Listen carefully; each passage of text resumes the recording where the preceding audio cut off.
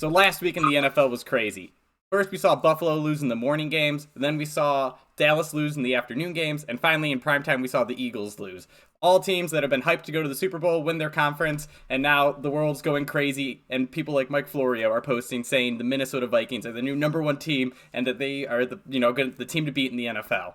Well, Connor and I are here to break that all down. Connor, how are you doing?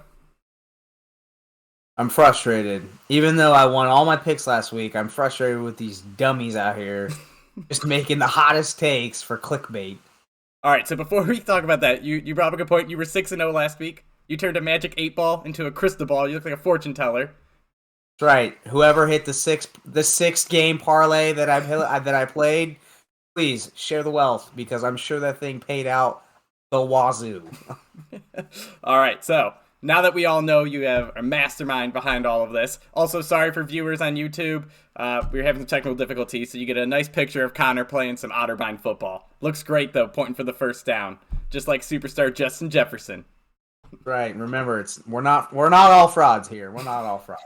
All right, so Connor, are you in on this Minnesota Vikings? You know they're the best team since they beat the Bills in Buffalo, kind of thing, or are you going looking elsewhere for your Super Bowl favorite, who's going to win it all, whatever? This is what I'm saying. People don't watch the game. They don't watch the game. You have a fourth and 17 or whatever it was.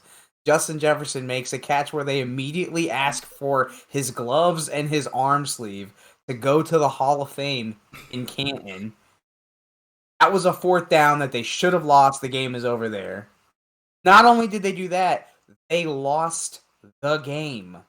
Except if Josh Allen decides to not fumble the ball in the end zone nearly at the end of regulation trying to knee it, they lost the game. That's two ways that they should have lost. By the way, Alvin Cook dropped a touchdown to go in, and otherwise they would have won the game if they had done that before Josh Allen could lose the game.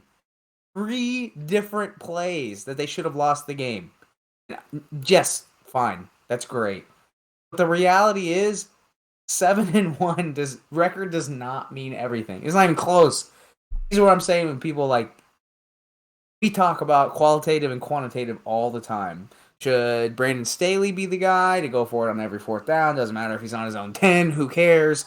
Or should you be, I don't know, whoever the other opposite end of that spectrum would be, which would be Bill Belichick, kick it on every, fourth and half an inch, doesn't matter. If you're on your own 10, I don't trust my kicker. You're on the opponent's 10, I don't trust my kicker.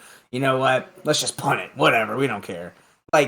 There's two different schools of thought, and there's a mix between that is the perfect medium here. These dudes that are in here yeah, man, 7-1. And by the way, there have been multiple comebacks in these 7 wins that should not have happened. And yet, here we are. Kirk Cousins is the man, except he's not. And then you've got people like Florio that just jump in. I mean, fantastic, man. Kirk Cousins is a YouTube star now with, taking his shirt off and dancing on the plane and stuff like that. The reality is he's the most mediocre quarterback if you don't look at the stats. He gets so much, and that's the problem with stats are, he's a top 5, top 7 quarterback this year. Yeah. Okay. How many times has he thrown the ball to the other team, put them in a hole, and then had to throw them back into it? Man, I can't tell you how many. If you watch the games, you'd know though. I was gonna say, the only reason he looked good against Buffalo was literally Justin Jefferson was making unbelievable plays all over the place. It wasn't even him. What did he have? I think he had 273, and Justin Jefferson had 190 and 193 yeah. of it. Yeah. All right. Come on. Come on. This is a Justin Jefferson tweet, not a Kirk Cousins tweet or a Vikings tweet. So the funny thing is, everyone's high on the Vikings. They're 8-1. They just beat Buffalo. But then there's Philly. Yes, they lost, and it was a bad loss. Which, by the way, I told you last week they can't play in tight games. But they still look like they have the best roster in the NFC. And they beat the Vikings. They have the same record, and they beat the Vikings. How do you argue that the Vikings are better than them? They also made the Vikings look real bad. Listen, but the Eagles, say it's their Achilles heel, but you knew they were going to lose at some point. We've already said that whole division That whole division is not good. They would be I think literally last week we said they would be the fourth, maybe the fifth best team in the AFC if they played in the AFC, but they don't. So they got exposed a little bit. Heineke's kind of a feel-good story. Like, yeah, we kind of like him. He's spunky. He's kind of gritty.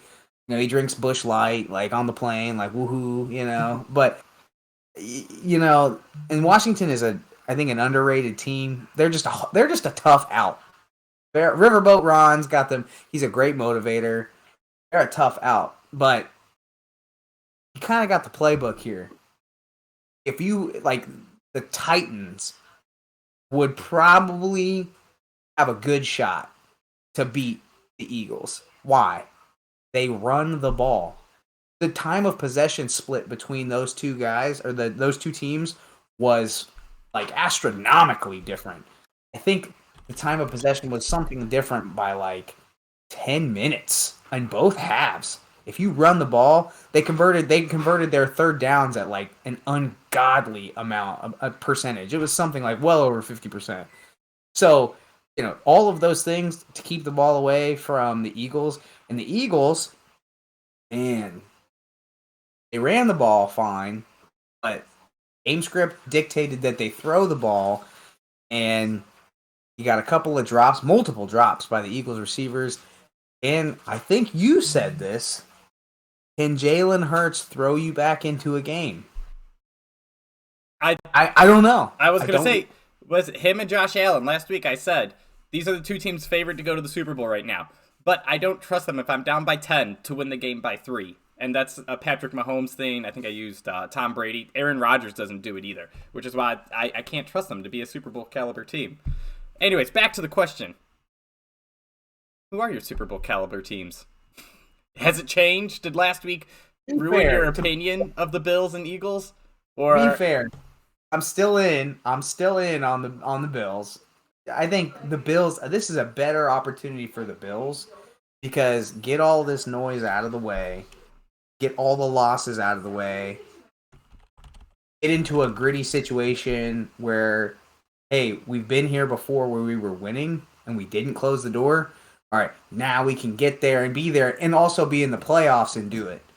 You've had them lose in the playoffs last year to the Kansas City Chiefs in a close game. They couldn't close it out. Josh Allen takes a ton of flack. Repeat now against the Vikings. Josh Allen takes a bunch of flack. The wild card here is Josh Allen's elbow. Yes, it looked fine, but he is one more hit like that away from tearing his UCL completely and being out for the end of this year and potentially half of next year. So we got problems there. That's a caveat there. Chiefs did what they were supposed to do. They're still in. I would say those guys are still pretty much top tier. The Eagles are going to be just fine. It's good for them to get the loss out of the way. I think it sort of makes them, you get a kind of a little bit of a humble pie.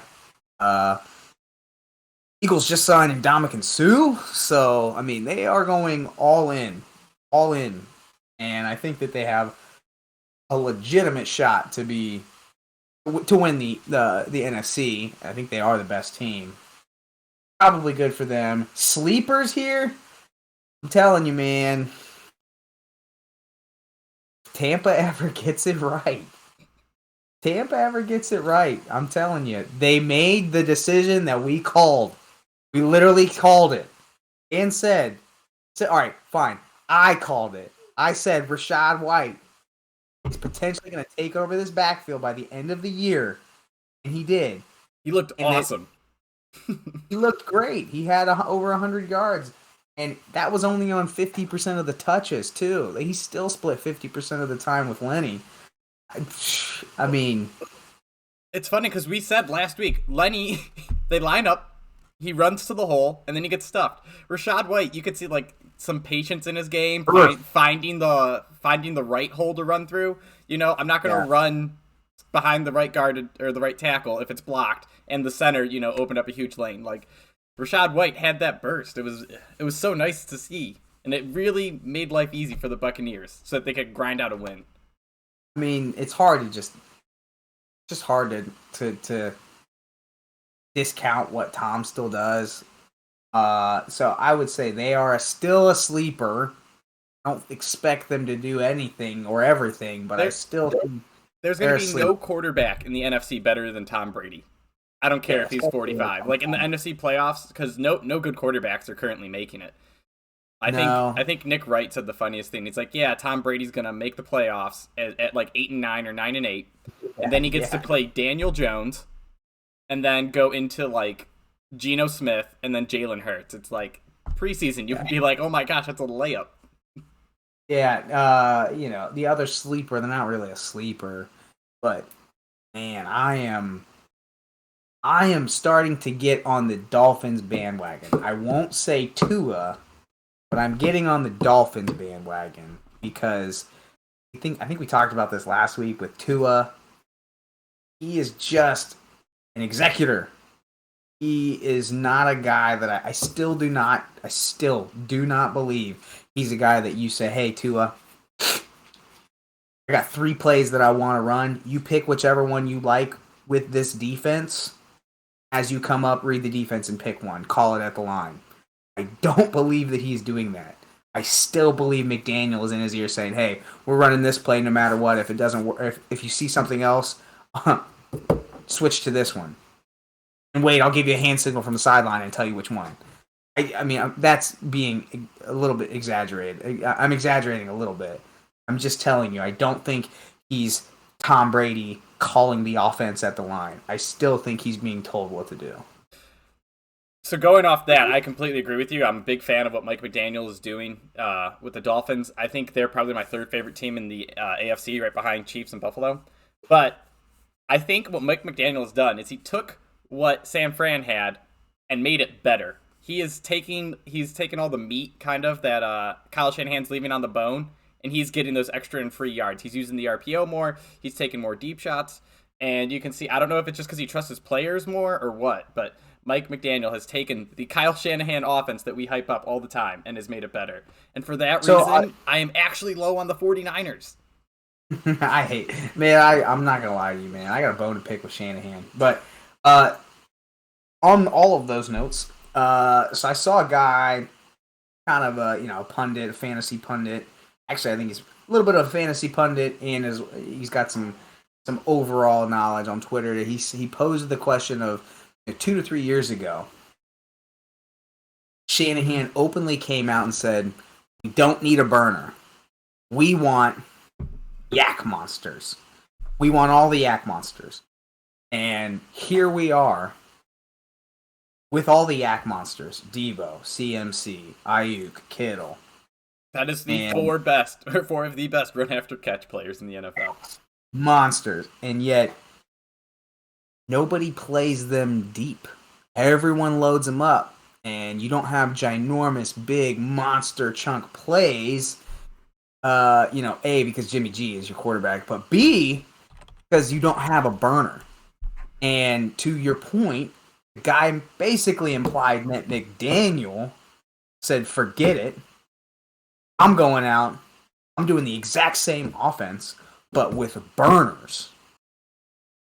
And I'm getting guys. Why would I do that? Because you force the defense to go way back. Why? Because they have to defend the deep ball. But you just got the best mix of both in Tyreek Hill and Jalen Waddle. So his idea of only getting yak monsters seems to have been used against him and said, hey, I want hybrids. I want a boat race, but I'm just going to give it to him 5 yards down the field and let those guys who are playing 20 yards down the field, the defensive safeties, they can't come get me. I can put my guys in space. Before they get here, we got 10, 15, 20 yards. Took his offense and used it against him. So I applaud him. I also hate Shanahan because he just got CMC and said, hey, I'm going to be smarter than everyone else. Let's just talk about that for a second. Arthur Smith, Kyle Shanahan, even Vrabel to an extent. Offensively, just thinking that they're smarter than everyone else because they win games and not just letting their dudes go. All right, so to give Kyle Shanahan a break, he probably listens to our show. Uh, when they got CMC, we said, don't kill him. Whatever you do, save him for the playoffs. Now, Eli Mitchell came in and he actually looked good, showed some burst, Yeah. and I think he can provide a nice, more one cut, or I guess that's what CMC does, but more My power. brother called it. It's the new Kamara Ingram from 2000 and whatever, Yeah, 17, I was 18. gonna say I don't think Mitchell is as punishing of runner, but that's exactly the format that they're using. But the problem is when you do that, Debo Samuel's being left out in the cold. He had 4 That's what I'm rushes. saying. Huge difference. He had 4 I think rushes and 6 targets. Brandon Ayuk was their leading receiver, the target. Like that can't be your game plan. Brandon Ayuk is not that great. He's a good player, but he's not that guy. That's my point. My point is, I think the strategy to an extent needs to be 60-40 CMC Mitchell. I mean, come on. Like, he is the biggest Swiss Army knife we've ever seen, probably in the last 10 to 15 years, and yet here we are only going to give him 50-50 split with a guy who's a one-cut runner, a guy who's a good hard-nosed runner, but nothing special all that about him. He's just in there because he gets you decent yards and he keeps people off of CMC. I don't know if that's the right way to go. I don't think their passing game is working the way it should. Like George Kittle had 2 targets. There is so much more you have to do with this offense, and maybe he's keeping it in his back pocket, but also I don't think that's the case. So this is why I'm low. Everyone's high on the 49ers. I think they're currently like second favorite, and I think they have probably they have one of the best rosters, like no doubt in my mind. But I don't see them like overachieving. Last year I saw it. I think you sent the stat. That might have been you that sent the stat that first down rushes gets 0 yards. What's the next play? Yeah. And the Miami Dolphins run 0% of the next play as a run. That's the way to go. I truthfully think that especially if you took that and used it on the 49ers, come on. Well, and it doesn't mean you necessarily need to start rushing the ball with Debo. You need to get him touches. But every once in a while, take some of those swing routes, take some of the, check downs. Get both of those guys. They played a couple of plays with Debo and CMC in the backfield. Literally, switch them out. Motion one into the backfield, motion CMC into the slot. Debo in the backfield, CMC in the slot. What are you going to do? I'm with you. That's what we said. You gotta when you have Swiss Army knives, you can't say go run my base offense. Everyone stand where they're supposed to, and we'll run whatever. You gotta move them because that's what freaks teams out. It's like, all right, you got George Kittle split out, and now you have Debo Samuel in the slot. How do you match up with that? Where does your corner go? Where does your nickel go? You gonna put your linebacker out there? Yeah. No, you don't do that. All right. So we got 49ers. I think we covered all the teams that matter for like the Super Bowl picture. Maybe the Ravens. That was the other one. How do you feel about the Ravens? Side note, fantasy football. Fantasy touch here. Lamar Jackson hasn't had a top 10 QB finish, I think, in the last like 5 or 6 weeks. So, side note there for fantasy. Man, I have a hot take here, but coaching doesn't win you games in the playoffs. I think you ultimately will get to a point where your players have to win it. And right now, I think Harbaugh can manufacture some wins. He's not blowing out teams. Lamar's looking okay. They're missing some guys. They don't have all their horses. They got Dobbins and Gus and even Mark Andrews out. Fine. But even when they were all healthy, after the first couple weeks, Ravens look like world beaters and Lamar looked like MVP, and now we've kind of fallen off a little bit. Harbaugh's probably manufactured some wins. I don't think that happens in the playoffs, so I think I'm not so much on the Ravens. They could totally turn it around here, I would say. They could totally turn it around here, and Lamar could turn back into Lamar with Andrews, and that could be okay, but like I said, last year, for example, Chiefs, Bills, players won that game. That was not a coaching thing because really, if you think about it, defensively, both of those teams looked god awful. The last 11 seconds, that was all Patrick Mahomes communicating to like with his receivers and being like, and hey. Josh Allen 30 seconds before that. Yeah. So, I'm a staunch believer that coaches can get you there, but players will win it in the playoffs. So teams that are winning right now, love them. But I'm telling you, the Giants are a fraud. Everyone knows that. There's a reason when we talked about, we're talking about contending teams right here, and we have 3 NFC teams, and we're like, the Vikings, you're cute. You're nice. Like I said, man, and we've also said this too, like Dable should win Coach of the Year. He's coaching them to a winning record and probably the playoffs.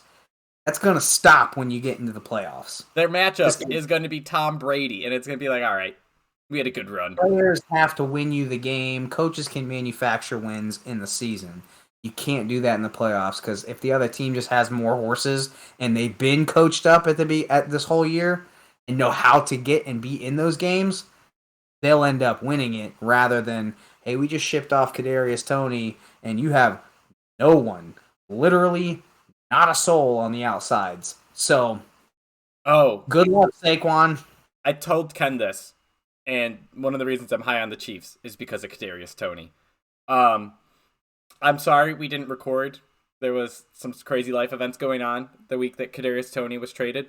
But I would have told everyone in the world to go get him in fantasy. And if you can, reach out to the owner and see if you can steal him away. I think Juju's out. Nicole's on IR. I mean, well, the seas are opening up for him. Well, it's not even that. Like, even pre that. Yeah. He matches Tyreek Hill's skill set in a way that Mecole Hardman doesn't, and they try to use Mecole Hardman in that role right now. And Kadarius Toney is just going to do it so much better. And each week, I think Andy Reid is just going to scheme up more and more ways. Like, he had a nice touchdown catch, I think, where he caught it, ran up the sideline, made a move, and a nice run for like 20 yards. So it's going to get better. The touchdown was they forgot about him, but he almost fell out of bounds and kind of hopped his way into the end zone. That's fine. They forgot about him because he made him miss.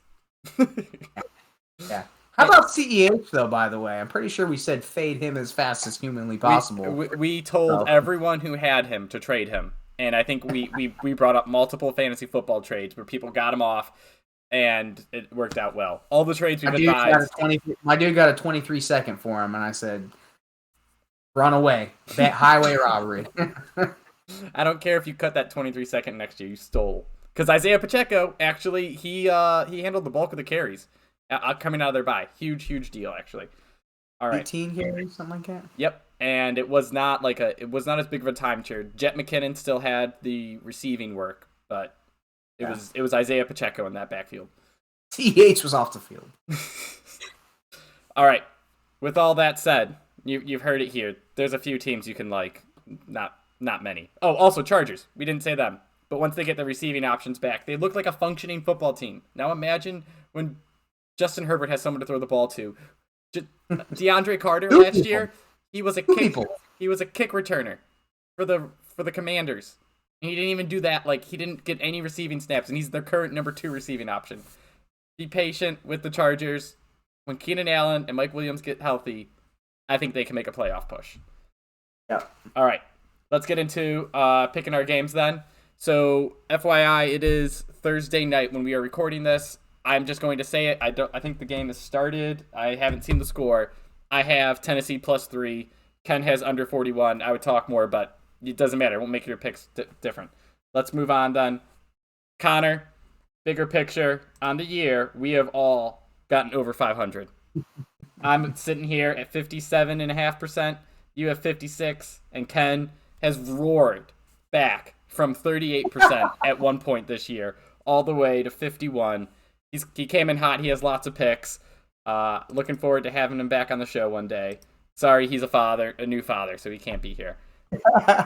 57 and 56, that's pretty good. Dude, we're making money. Hey, if your 401k could make you 8% or more, that's our ROI right now. You would take it. So, you're welcome. inflation's 8%, but we won't talk about that. This is a real return because this is not annualized over the year. You get the cash back immediately, so you don't have to worry about inflation because then you could invest it. Touche. Boom. Touche. Finance. That's what we really should be talking about. Something that we know something on. All right. Yeah. Let's go, Connor. Your smash play of the week. Man. So it's kind of weird because we have multiple here, but man, I do not know how. Like, I get it. The Rams are really bad right now. Like, they're not good at all. They just lost 50% of their offense. Fine. I'm not betting against Sean McVay versus Andy Dalton. I'm just gonna go ahead and take Sean McVay on that one. I just think the Rams still have a good defense. Andy Dalton is still bad, and Dennis Allen almost gave him wouldn't call it a vote of confidence here this week, but he said, "Yeah, Jameis isn't fully healthy."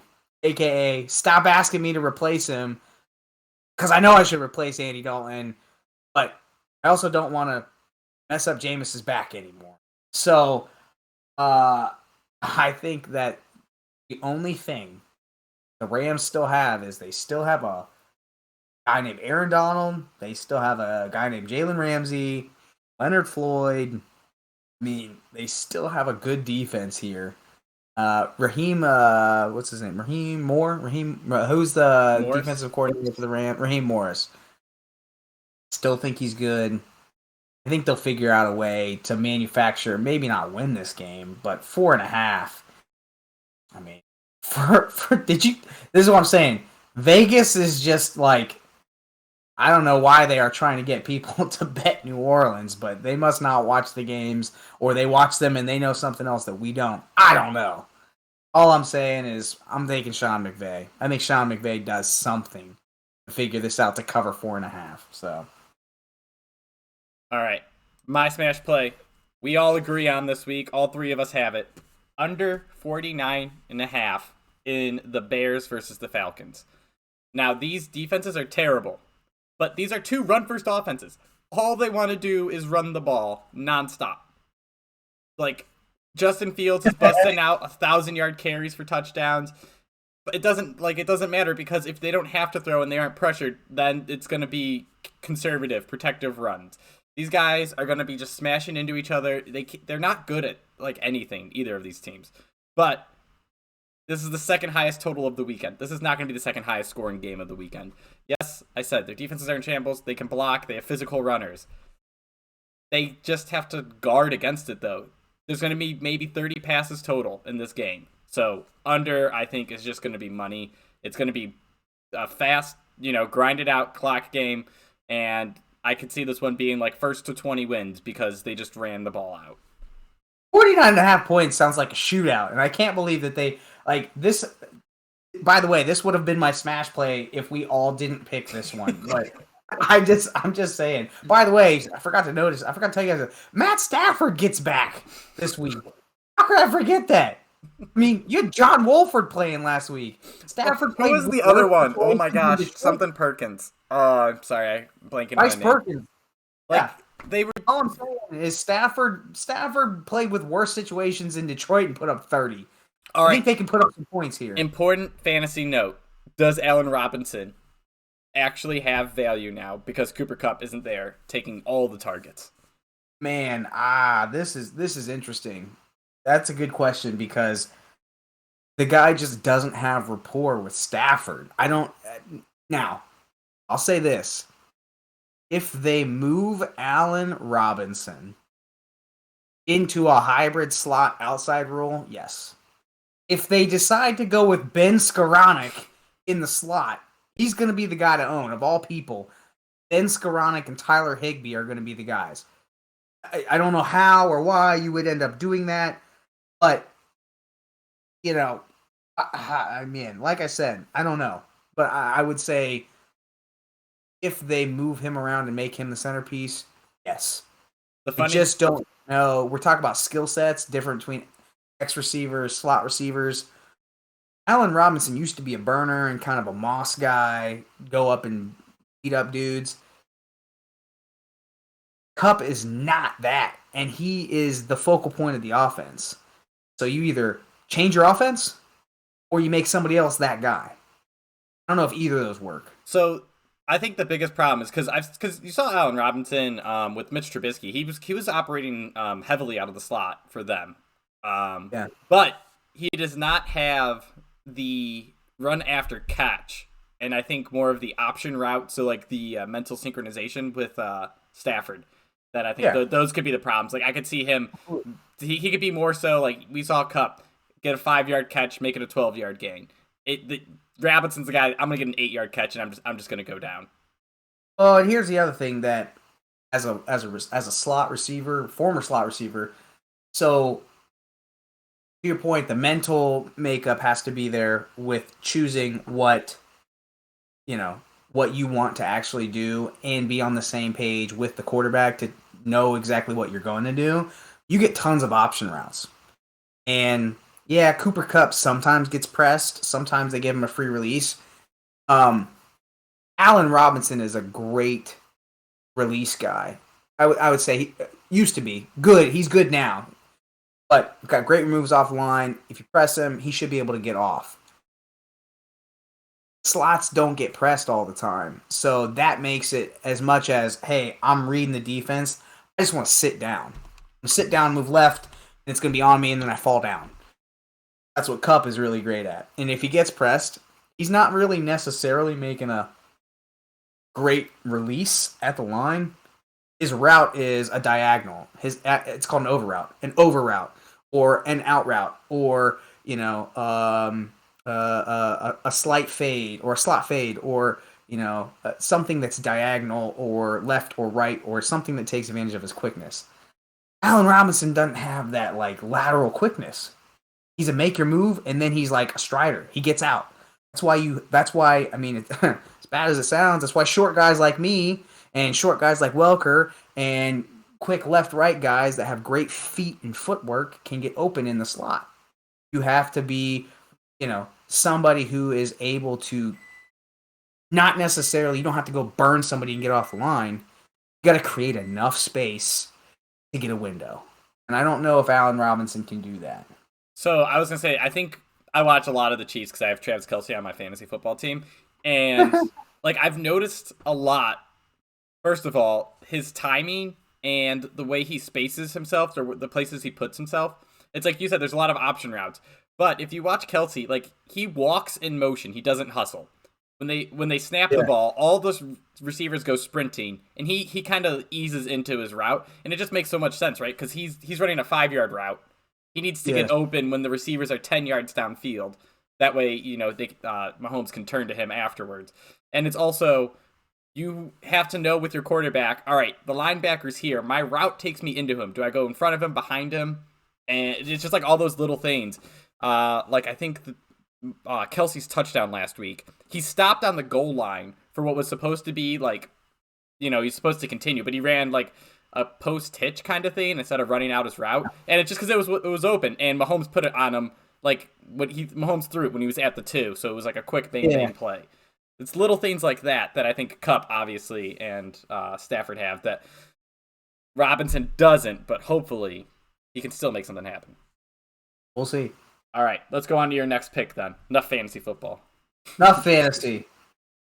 Man, again, another one that's an indictment on the other team's quarterback. Vegas versus Denver. Listen, neither of these offenses are very good. And you're being so nice right now by saying that. Man, they have such good weapons. Sutton, the games that you're like, okay, so the games that we're talking about, that you're just talking about terrible offenses, or at least this specific game, the game this week is featuring Devontae Adams, Derek Carr, Josh Jacobs, Cortland Sutton, Greg Dulcich, who's pretty darn good as a rookie so far, and Russell Wilson, and yet we're talking about the ineptitude of both offenses. Like, that should just not be happening. And yet, here we are. And I just think that This is going to be like Denver is a great defense. They're the number one scoring defense in the NFL. They in terms of points per game. They're the lowest. They don't allow points. But I just don't think that Denver can score. They just lost Jerry Jeudy. Jerry Jeudy's probably not playing this week. And you went out and got Chase Edmonds, and you don't use him. Melvin Gordon is on his last leg. Devontae is literally blown out his knee. I just think that this is going to be a low-scoring game, and then all of a sudden, Derek Carr says, hey, Devontae Adams, you're still probably a top 3 wide receiver in the NFL. I just need you to go win against Patrick Surtain one time. And I think we're okay. I just think this is a low-scoring game, and man, if both bad offenses here.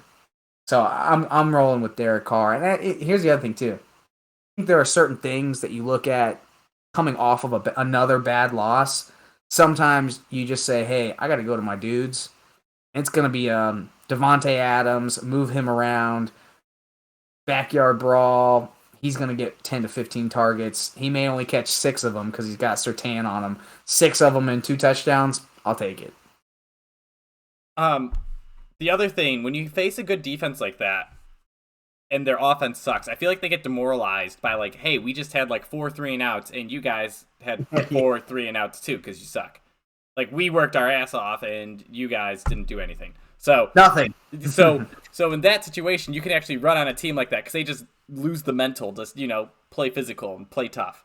So yeah, and Josh Jacobs has looked like a real running back. They're in that contract, man. I'm telling you, he's in that contract. Dude, they're not going to. They're paying Josh McDaniels too much to write checks to anyone else. Can't cut him. All right. So my next pick, I got the Giants -3. Ken has this pick. Ken also has the under 45. So listen up. I know the Lions as underdogs. That's our team. We love the Lions, and I'm really sorry here, but Wink Martindale is a brilliant defensive coordinator. And what we've seen with Jared Goff is when someone is smart and can take away his first read and get him under pressure and get him uncomfortable, he can't do anything. Now, if you give him time, he can lead a team to the Super Bowl. We saw him do that with the Rams. If you just make life easy for him, he can throw a pretty ball. He can put it right on the money. However, if they bring pressure, they're going to make him move. They're going to make him uncomfortable. And I think they're going to make it hard for the Lions to run the ball too. Because they're probably just going to play man on the back end and just keep guys running into the backfield. So I trust Wink Martindale to make life miserable for Detroit. I don't think... I can't wait for 2 years from now when they, replace some of these guys, get Jameson Williams in there, get a fresh quarterback that, is more of a playmaker. I think they're going to look really great.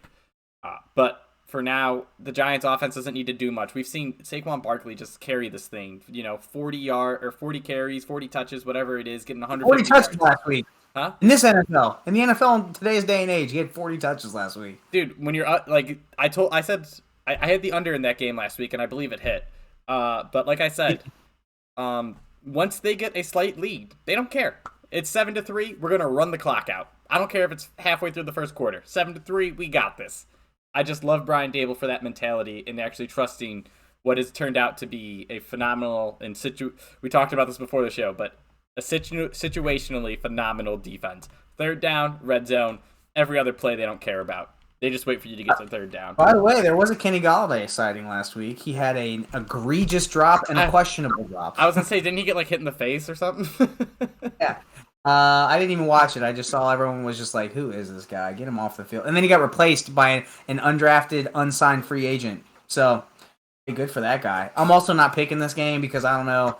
I love Detroit. I love watching them play because they're an entertaining football team. But then, they might show up like that one day against New England where it was like 35-0. I don't know. That could show up. Or the team that took whoever it was early on in the season, pound for pound, punch for punch, offensive juggernaut, and score 35. I don't know. Oh, you mean the Eagles, the team that everyone thinks is going to win the Super Bowl until last week?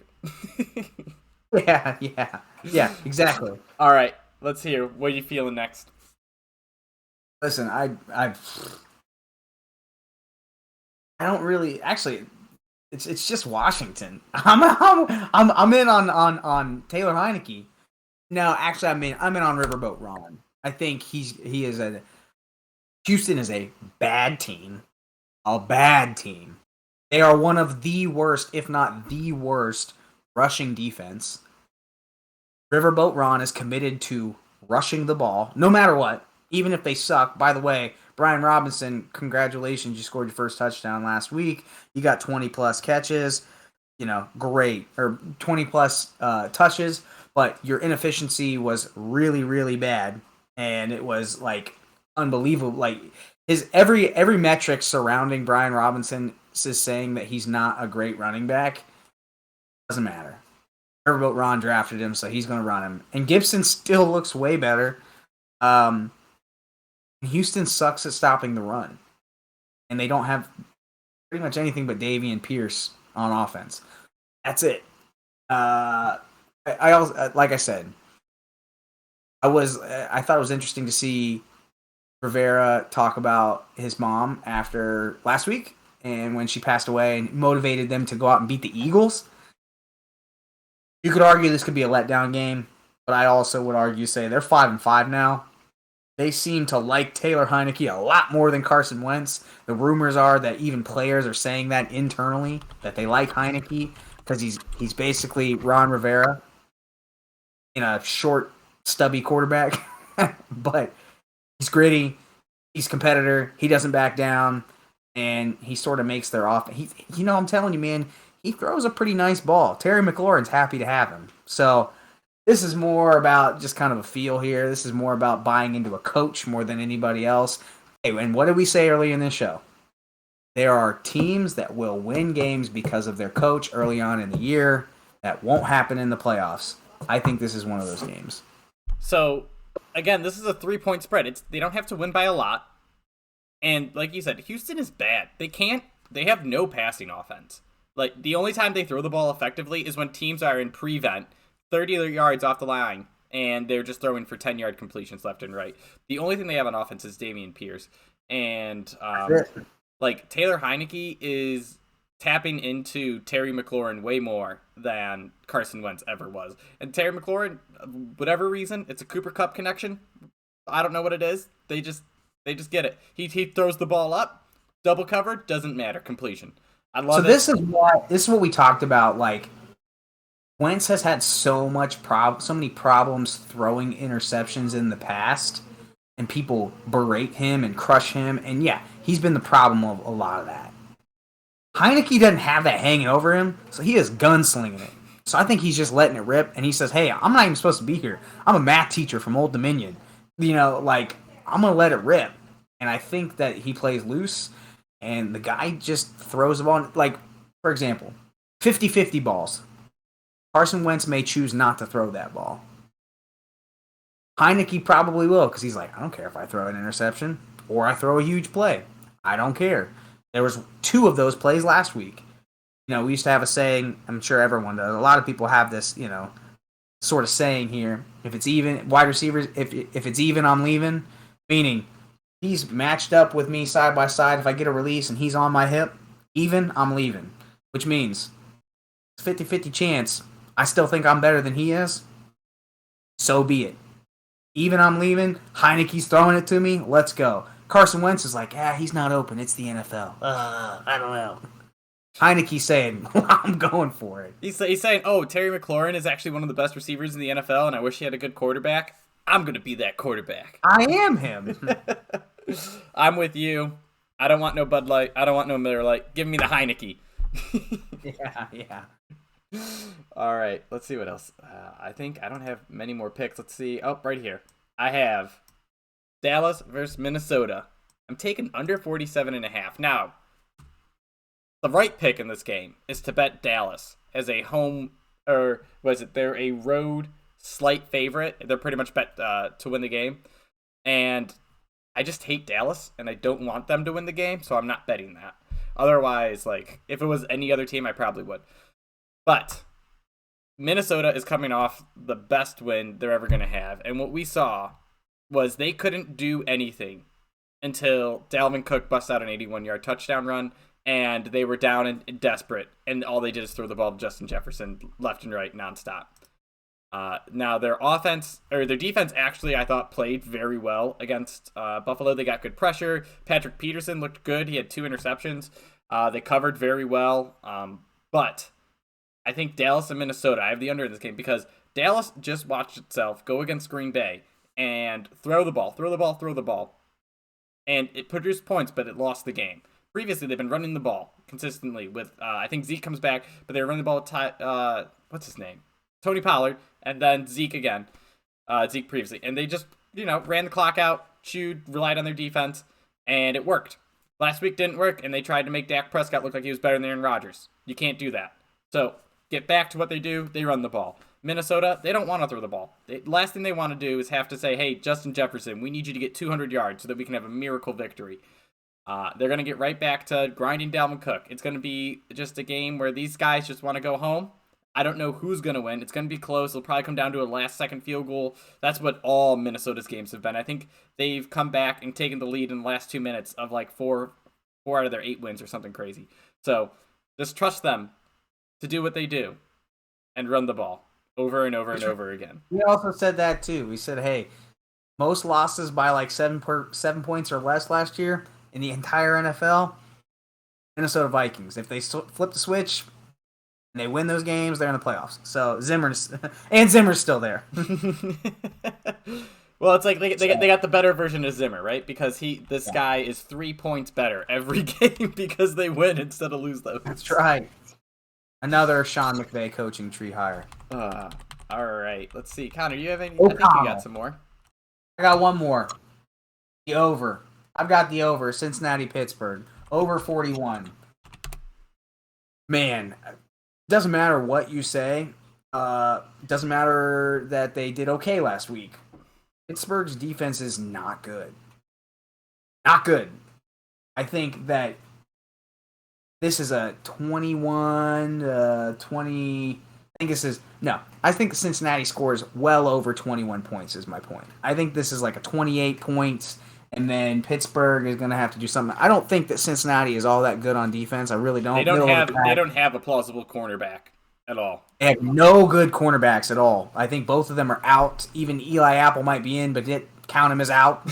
Even if he is in, we don't care.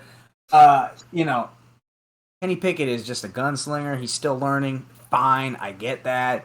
But I think this could be a George Pickens, Deontay Johnson, probably more of a George Pickens coming out party, in my personal opinion. I think, truthfully, this could be a shootout. So TJ Watt being there doesn't raise your opinion of the. I get that. I get that, but I would say they have enough. I think they're coming off of a high. I think Mixon had his game where he said, I'm actually good at running back. If our offensive line can do something, I'm pretty good. And I think T. Higgins and Boyd are, T, we obviously know what T is. Boyd is probably a 2, maybe even a 1 on any other team but the Bengals, but he's the 3. He was a 2 on playoff teams, I think. Like, it was him and AJ Green, if I remember right. I think you're right. Yeah, that sounds... No, Boyd's always been there. No, that's what I mean. It was like AJ Green, though, was the star, and then they were using Boyd as like a good number 2 option. Yeah, so my point is I think there's too much offensive firepower on the Bengals, and I think that they score a lot of points, and if Pittsburgh scores any points, I think this is a smash over. All right. I think that does it for all of our picks. Ken has the Eagles -7 at Indy. I guess he's really against Jeff Saturday. By the way, the only undefeated coach in the NFL as of today, Jeff Saturday. And that's just a weird situation. Like I said, all right, so, okay, as crazy as it sounds, I get the idea of why you would have a Jeff Saturday become your head coach. The idea in itself is good. You need a leader, right? A good, vocal, strong leader. Jeff Saturday is that. He can coach, and I say he can coach. I say he can motivate. Let's say that. He can motivate people. The actionability of not having somebody else, having called plays or been in a game and at a coaching position, that's too much to overcome. But make the call to put Matt Ryan back in. You make the call to have his quarterback coach call the plays now. You are just the master of ceremony in certain things. And can it work? Yes. Will it continue to work? I don't know. I'm more just looking at it from the point of he can motivate dudes. Sometimes that's all you need. Sometimes it's just another voice. So I still hate the hire. I'm just saying it's not as far-fetched, especially in a locker room having played. Having a guy like that to believe in is a very big deal for a locker room. Well, I also wonder if it's a coincidence or if it's going to be here to stay that last week was the first week they ran the ball well and they blocked well, right? And Jeff Saturday was an O-line coach. I don't know if he has insight on this is how we should be blocking given our personnel, and that's not what we were doing previously. But Jonathan Taylor finally looked like a useful number 1 overall pick in fantasy for the first time. It's just the opposite of Kyle Shanahan. Jonathan Taylor is my guy. We're going to run him to death. This is a Dable approach. We're going to run him to death. Matt Ryan gives me the best chance to win right now. Matt Ryan's the quarterback. I've got pretty good young wide receivers. Campbell's coming on, and Michael Pittman is a great young wide receiver. Let's get these guys the ball. That's it. That's all I'm saying. I know nothing about how to call plays or whatever. Let's just go with that. But, I'm just telling you, man, sometimes it's just being a good leader, and I get that's what Irsay was doing. By the way, they got an investigation open to them to see if they violated any coaching issues for Title IX or the due process that requires a head coaching process by just naming Jeff Saturday. So more to come on that. Irsay's under investigation. It's definitely shady, and it's an NFL owner, and you know what's going to happen? Yeah. He's going to write a check, and it's going to be fine. It's fine. Yep. All right. That covers everything I have. We, broke down which teams we're liking, how to and to not overreact to what happened last week. Don't overreact and say the Vikings are awesome. Don't overreact and say that the Bills and Eagles have lost it all and are terrible now. And the Chiefs are still the best team in the NFL, even though Connor doesn't agree with that.